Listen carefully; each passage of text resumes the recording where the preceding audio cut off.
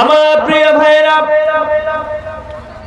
ও আমার বিহারের যুবক ভাইরা আব্বা জানেরা, আমি আপনাদেরকে বোঝাতে চাই, আমি আপনাদেরকে শোনাতে চাই, আপনি জীবনে শান্তি খুঁজতে চান, শান্তি আপনি বাজারে গেলে কিনতে পাবেন না, শান্তি আপনি কিষানগঞ্জে গেলে কিনতে পাবেন না, শান্তি আপনার কলকাতায় গেলে কিনতে পাবেন না। শান্তি দেবার মালিক হলেন একমাত্র আমার আল্লাহ। কথা বলেন ঠিক না? এই শান্তি আমি কিভাবে পেতে পারি, শান্তি আমি কিভাবে অর্জন করব, আমি আপনাকে বাস্তব নমুনা দিয়ে আপনাকে বোঝাই, আমি আপনাকে বোঝাতে চাই শান্তি আমার জীবনে আমি কিভাবে অর্জন করব, কোথায় গেলে আমি শান্তি পেয়ে যাব, কিভাবে চললে আমি জীবনে শান্তি পাব।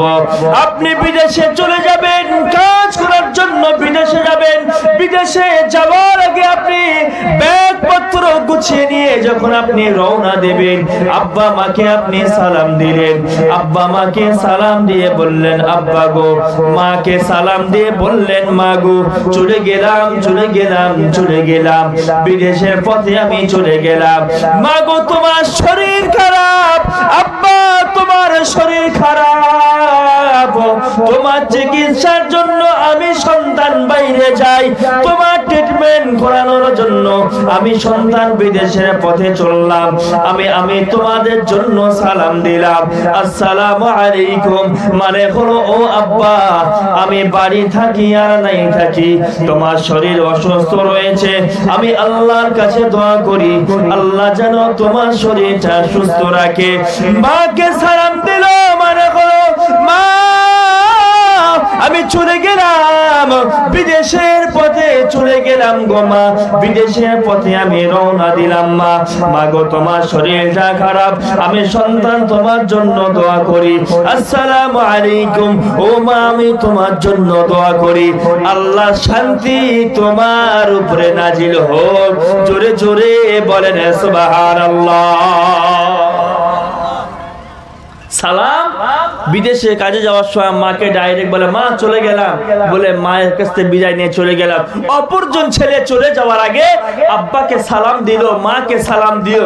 সালাম দেওয়ার মানে হলো আব্বা আমি বিদেশে কাজে যাচ্ছি, মা আমি বিদেশে কাজে যাচ্ছি, আমি বাড়িতে থাকলে তোমাদের ট্রিটমেন্ট গুলো করতাম, আমি বাড়িতে না থাকা অবস্থায় তোমাদের শরীর খারাপ যদি হয় আমি আল্লাহর কাছে দোয়া চাই, আসসালামু আলাইকুম, মানে আব্বা মা তোমাদের উপরে আল্লাহর শান্তি বর্ষণ হোক। বলুন সুবহানাল্লাহ, মোহাব্বত করে বলুন সুবহানাল্লাহ।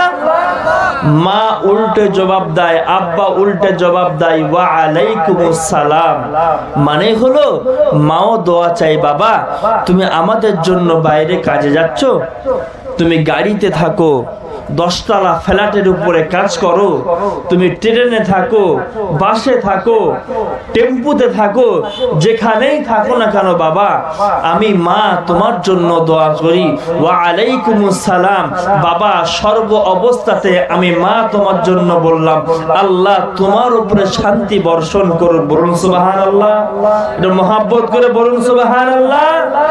তাহলে ছেলে আর মা যদি দুজনে এমন শান্তি কামনা করে, এই শান্তি কামনা আল্লাহ কবুল করবে না? জোরে বলেন, কোন শান্তি আল্লাহ কবুল করবে? তাহলে আব্বা মায়ের সালাম দেওয়ার দরকার আছে না নেই? জোরে বলেন, সালাম দেই আমরা আব্বা মায়ের? এখানেই তো বলো হুজুর আর কি হলো, সালাম আব্বা মাকে দেওয়া লাগবে কি লাগবে না? এরপর পর আপনি বিদেশে কাজে যাচ্ছেন, বিদেশে কাজে যাওয়ার আগে আব্বা মাকে যেমন সালাম দিলেন, বিবাহ করেছেন, বাড়িতে স্ত্রী রয়েছেন, স্ত্রীকে আপনি আদর করে যত্ন করে রেখে যাচ্ছেন, কিন্তু ওই স্ত্রীকে যদি আপনি সালাম দিয়ে যান, স্ত্রীর জন্য আল্লাহর কাছে দোয়া চাইলেন, আমি বিদেশে গেলাম আল্লাহ তোমার কাছে বললাম আল্লাহ তুমি আমার স্ত্রীকে সুস্থ রেখো এবং আমি তার জন্য শান্তি কামনা করলাম, বলে আসসালামু আলাইকুম বলে তাকে সালাম দিলেন। স্ত্রীও আল্লাহর কাছে দোয়া চাইল আল্লাহ আমার প্রাণের স্বামীটা বিদেশের পথে রওনা হচ্ছে, স্ত্রী উত্তর দিল ওয়া আলাইকুমুস সালাম, প্রাণের স্বামী আমার তুমি যে হালাতে যে অবস্থায় তুমি যেখানেই থাকো না কেন আমি স্ত্রী তোমার জন্য দোয়া চাই আল্লাহর শান্তি তোমার উপরে হোক। এটা যদি করা হয়, সবাই যদি সালাম বিনিময় করে, ছেলে মাকে সালাম দেয়, মা উত্তর দেয়, বাপ ছেলেকে সালাম দেয়, ছেলে উত্তর দেয়, স্ত্রী স্বামীকে সালাম দেয়, স্বামী স্ত্রীকে সালাম দেয়, সবাই যদি শান্তি কামনা করে, আল্লাহ জীবনে শান্তি নাজিল করবে না ইনশাল্লাহ? জোরে বলেন ইনশাল্লাহ। কিন্তু আমাদের সমাজে কি ঘটে? স্ত্রীকে সালাম দিতে বললে, হুজুর স্ত্রীকে সালাম দেবো কি করে, বিরাট লজ্জা লাগে।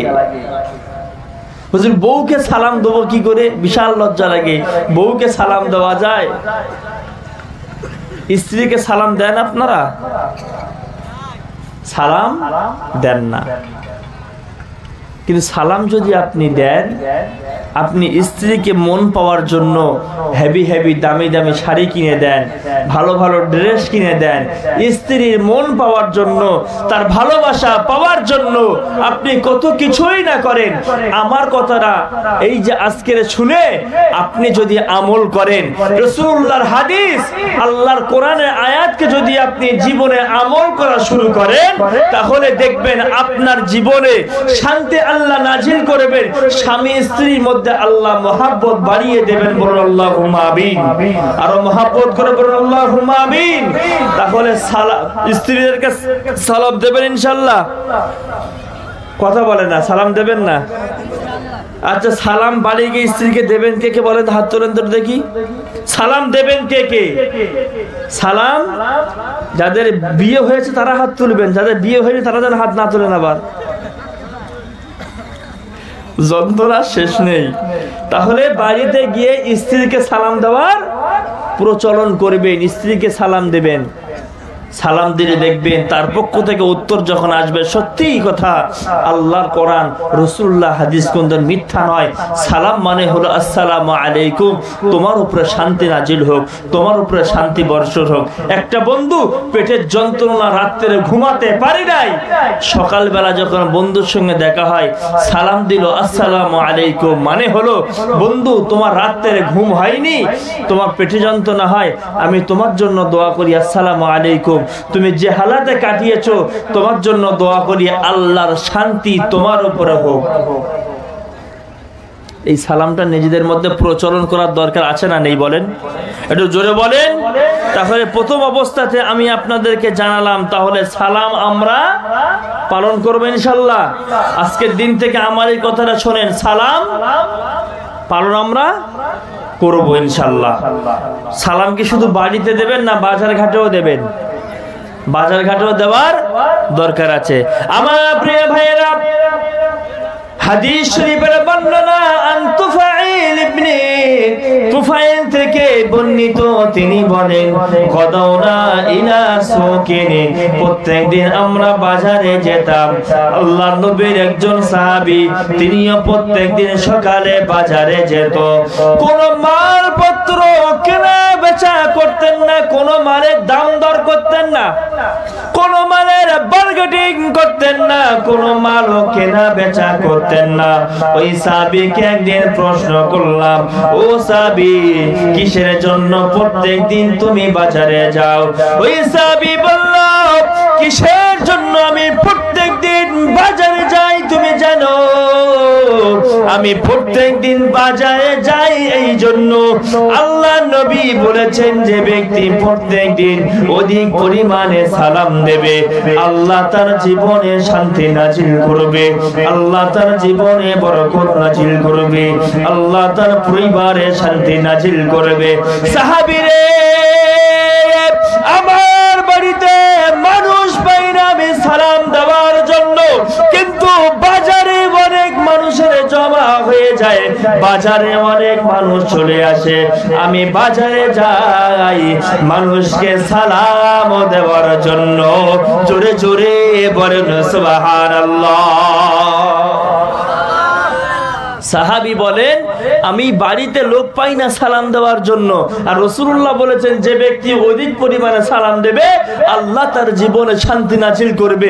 বাজারে অনেক মানুষ থাকে, তাই আমি প্রত্যেকদিন বাজারে যাই মানুষকে সালাম দেওয়ার জন্য। একটু মহব্বত করে বলুন সুবহানাল্লাহ। তাহলে সালাম আমাদের দেওয়ার দরকার আছে।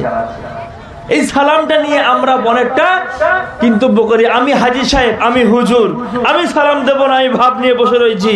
সাধারণ লোক আমাকে সালাম দেবে, আমি সালাম দেবো কেন? অনেকে মনে করে, তাই না? আমি হাজী সাহেব, আমার টাকা আছে, আমার গাড়ি আছে, আমি বাড়ি আছে, আমি ভাব নিয়ে বসে থাকবো। সাধারণ মানুষ, গরিব মানুষ আমাকে সালাম দেবে, আমার টাকা আছে, আমি সালাম দেবো কেন?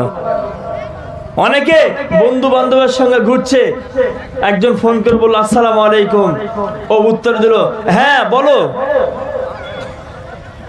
হ্যাঁ বলো। আচ্ছা, সালামের উত্তরটা কি হ্যাঁ বলো? কিন্তু এইভাবে উত্তর দেয় না অনেকে। নতুন শ্বশুর বাড়ি গিয়েছে, শালীরা পাশে ভর্তি, এখন অন্য বন্ধু ফোন করে বলছে আসসালামু আলাইকুম, কিরে বন্ধু? ও করে শালীকে সামনে ওয়ালাইকুম আসসালাম বলবে, মান সম্মান লাগবে। হ্যাঁ বন্ধু বলো, ঠিক উত্তরটা এইভাবে দেয়। কিন্তু এটা কি আদৌ উচিত? কথা বলে না, উচিত নয়। কিন্তু এইটা আমাদের সমাজে প্রচলন হয়ে যাচ্ছে। সমাজের বুকে যখন আপনি রাসূলুল্লাহ সুন্নাত মান্য করতে পারবেন, আমার কথাটা শুনে আপনি ঘরেতে সালাম আপনি প্রচার করা শুরু করুন। ছেলে মেয়েদের সালাম দেওয়া শেখান, স্ত্রীর মাঝে সালাম দেন, বাপ মায়ের মাঝে সালাম দেন। দেখবেন সালাম দেওয়াটা যদি আপনি প্রচলন ঘটাতে পারেন, আপনার কোন বিরোধী শক্তি আপনাকে পরাস্ত করতে পারবে না, বিরোধী কোন শক্তি আপনাকে আক্রমণ করতে পারবে না। আপনার বাড়িতে শান্তি আল্লাহ নাজিল করবেন। সালামটা আপনার পালন করতে হবে। তাহলে আমি প্রথম স্টেপে আপনাকে বললাম সালাম দেওয়ার কথাটা মানবো না আমরা? ইনশাল্লাহ, ইনশাল্লাহ মানবো তো সালাম দেওয়াটা? নাকি হুজুর আপনি বলতেছেন তাই আমরা ইনশাল্লাহ বলতেছি, হুজুর তুমি যখন চলে যাবে আর আমরা সালাম দেবো না, এরকম কোনো বিষয় আছে? সালাম আমরা সবাই দেব। আমি আসলাম, আমি আমন্ত্রিত অতিথি, আমি ওয়াজ করলাম চলে গেলাম, বাকি উপকার হবে ওই ব্যক্তির জন্য যে ব্যক্তি আমার কথাটা শুনবে, নিজের জীবনে মানবে। প্রথম স্টেপে আমি আপনাকে বললাম সালাম সম্পর্কে।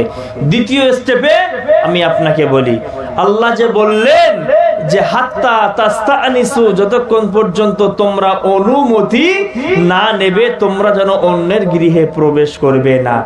এখন আমাদের সমাজে পরকীয়া অহরহ হয়েছে, হয় নাই? পরকীয়া আমাদের সমাজে ছড়াছড়ি।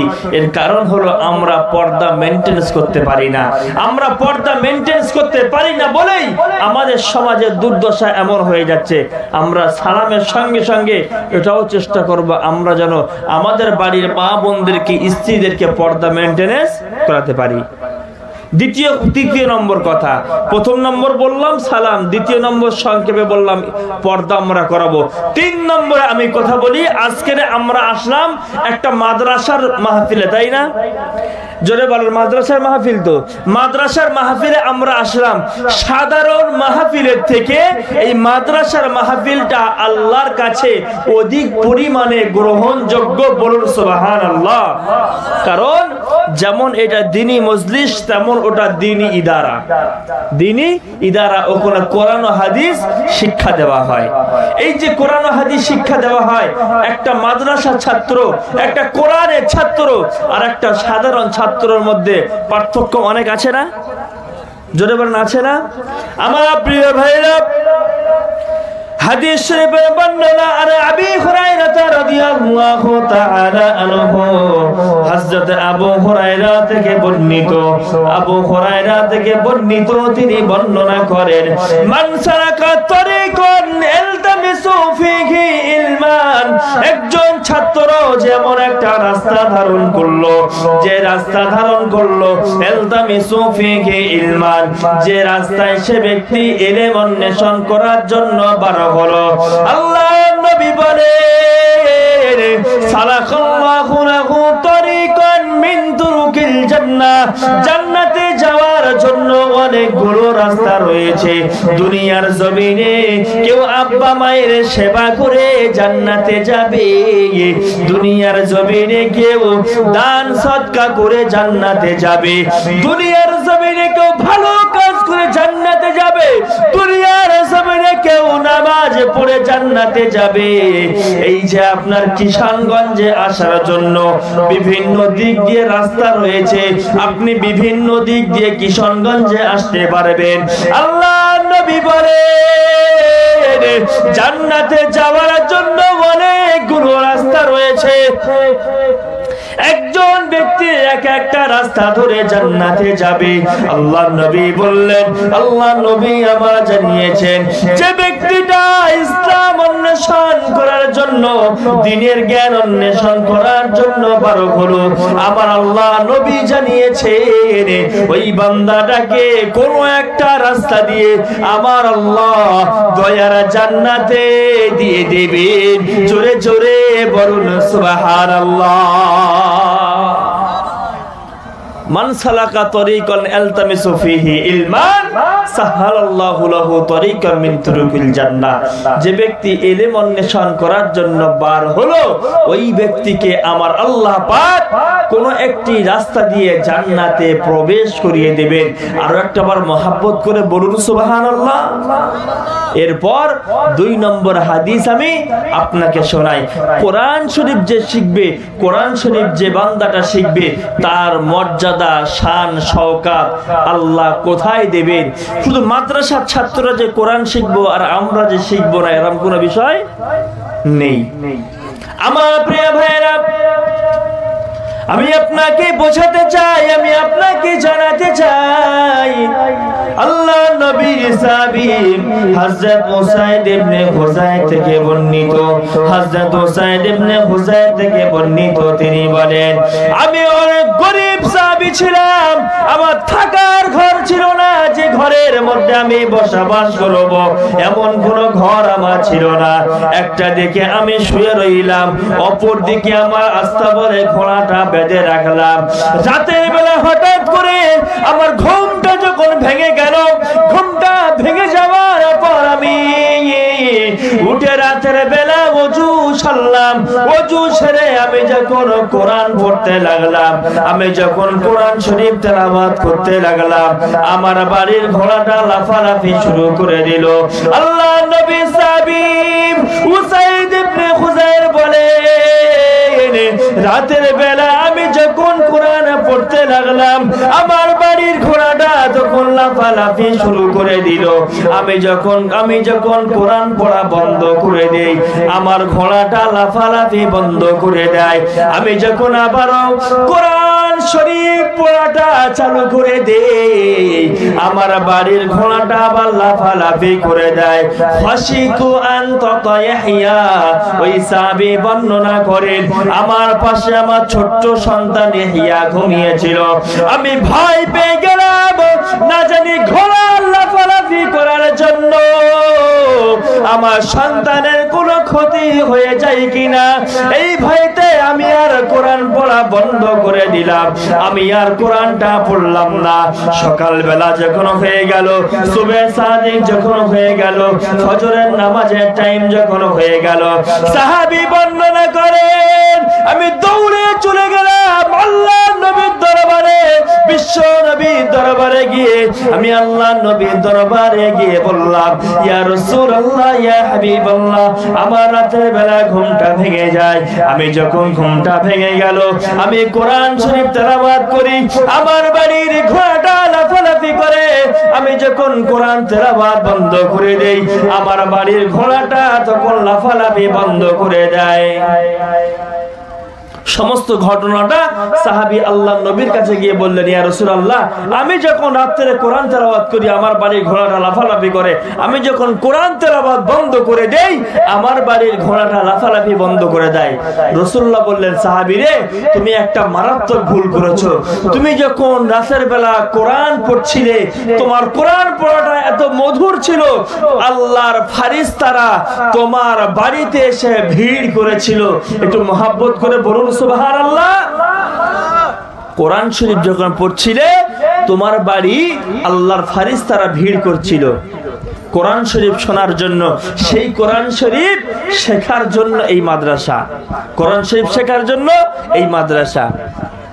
শুধু তাই নয়, আল্লাহর নবী বলেন কোরআন শরীফ যে ব্যক্তি পড়বে, কোরআন শরীফ মাদ্রাসার ছাত্র যারা হবে, কোরআন শরীফের শিক্ষা যারা গ্রহণ করবে, আমাদের পায়ের তলায় জুতা রয়েছে, জুতা আমাদের পায়ের তলায় জুতো থাকে, কিন্তু আল্লাহর নবী বলেন যে ব্যক্তি কোরআন শরীফ শিক্ষা করবে, যে ছাত্ররা কোরআন শরীফ শিক্ষা করবে, আমরা বাহ্যিক ভাবে দেখি পায়ে ওদের স্যান্ডেল রয়েছে, পায়ে ওদের জুতো রয়েছে, কিন্তু না না না, আল্লাহর নবী বলেন মাদ্রাসা ছাত্রদের পায়ে তলায় আল্লাহর ফারিস্তাদের ডানাগুলো বিছিয়ে দেয়। আল্লাহর ফারিস্তারা মাদ্রাসা ছাত্রদের পায়ের তলায় ডানাগুলো বিছিয়ে দেয়। বলেন তো তাহলে মাদ্রাসার ছাত্রদের সম্মান আছে, মর্যাদা আছে? আমার প্রিয় ভাইরা, 5 নম্বর হাদিস আমি আপনাদেরকে শোনাই। এই যে কোরআনের ছাত্র যারা হবে, কোরআন যারা শিখবে, এই কোরআন শেখার জন্য যারা চেষ্টা করবে, কোরআন শিক্ষা করার জন্য যারা বাড়ি থেকে বার হবে, ছোট্টবেলায় লুঙ্গি পড়তে পারে না, ছোট্টবেলায় জামা কাপড় পরিষ্কার করতে পারে না, ছোটবেলায় কাজ ছিল মা যত্ন করবে, আব্বা যত্ন করবে, কিন্তু আব্বা মাকে পর করে দিয়ে মাদ্রাসায় চলে আসলো কোরআন ও হাদিস শেখার জন্য, কোরআন ও হাদিস শেখার জন্য মাদ্রাসায় চলে আসলো। আমার আল্লাহর মর্যাদা বাড়িয়ে দিল। মাদ্রাসার ছাত্ররা যখন কোনো কবরস্থানের পাশ দিয়ে যায়, ওই কবরস্থানের আযাবটা আমার আল্লাহ হালকা করে দেন। একটু মহব্বত করে বলেন না সুবহানাল্লাহ। শুধু তাই নয়, হাদিস শরীফের বর্ণনা, আল্লাহর নবী সাল্লাল্লাহু আলাইহি ওয়াসাল্লাম বলেন, হাত্তাল হিতানু ফিল মা, আল্লাহর নবী বলেন সমুদ্রের তলায় যে ছোট্ট ছোট্ট মাছগুলো ঘোরাঘুরি করে, পুকুরের তলায় যে মাছগুলো ঘোরাঘুরি করে, যে বড় বড় মাছগুলো পানির তলায় ঘোরাঘুরি করে, ওই মাছগুলো পর্যন্ত ওই মাদ্রাসা ছাত্রদের জন্য আল্লাহর কাছে মাগফিরাত করতে থাকি। হাত্তাল হিতানু ফিল মা, মাদ্রাসা ছাত্রদের জন্য কি হয়, আপনার ওই পানির তলায় থাকা মাছগুলো দোয়া চায়। তাহলে মাদ্রাসা ছাত্রদের মর্যাদা আছে না? এই মর্যাদা কিসের জন্য বলেন তো, জোরে বলেন? কোরআনের জন্য, তাই না? এই মর্যাদা কোরআনের জন্য আল্লাহ দিয়েছেন।